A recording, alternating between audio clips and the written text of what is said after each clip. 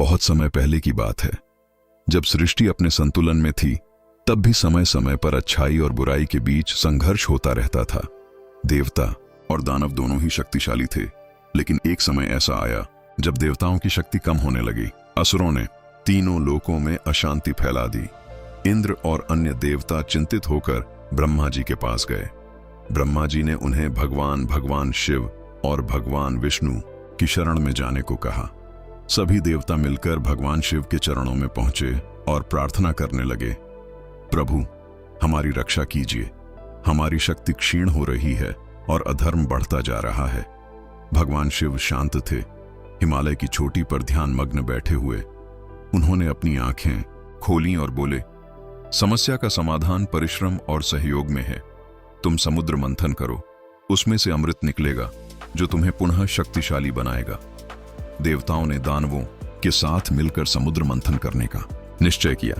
मंदराचल पर्वत को मथनी बनाया गया और वासुकी नाग को रस्सी।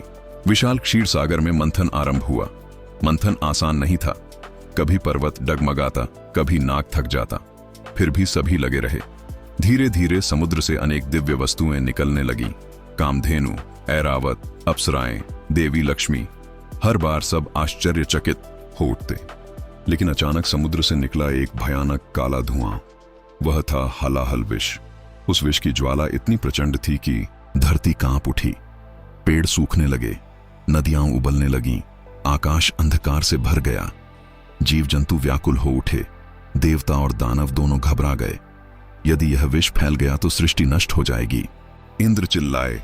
सबको एक ही नाम याद आया, महादेव। वे सभी फिर भगवान शिव की शरण में पहुंचे।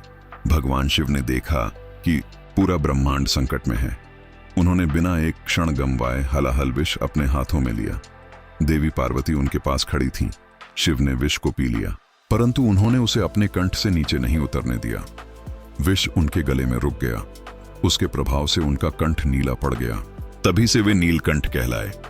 विष की अग्नि इतनी तीव्र थी कि उनके शरीर में तपन फैलने लगी। तब देवी पार्वती ने उनका कंठ थाम लिया ताकि विष पूरे शरीर में न फैले। देवताओं ने शंख बजाए, स्तुति की और पूरी रात जागकर भगवान शिव का ध्यान किया। कहा जाता है कि वही पवित्र रात्रि महाशिवरात्रि के रूप में जानी जाती है। लेकिन इस कथा में एक और गहरा अर्थ छिपा है। समुद्र मंथन केवल समुद्र का नहीं था, वह हमारे मन का भी प्रतीक है।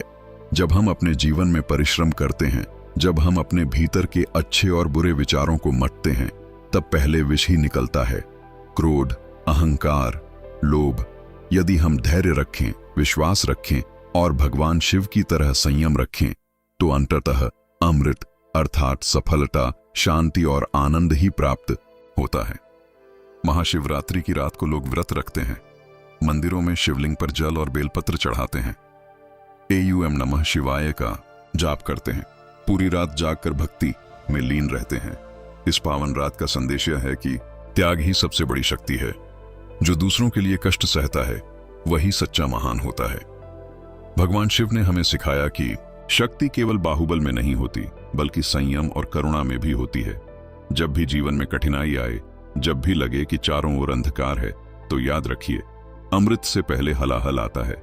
और यदि आपके भीतर शिव जैसा धैर्य है, तो हर संकट के बाद नई सुबह अवश्य आती है। इस कथा की गहरी सीख, जीवन में संघर्ष जरूरी है। संकट के समय धैर्य सबसे बड़ा हथियार है। त्याग और करुणा से ही सृष्टि सुरक्षित रहती है। बुराई चाहे कितनी भी प्रबल क्यों ना हो, अंत में जीत अच्छाई की ही होती है।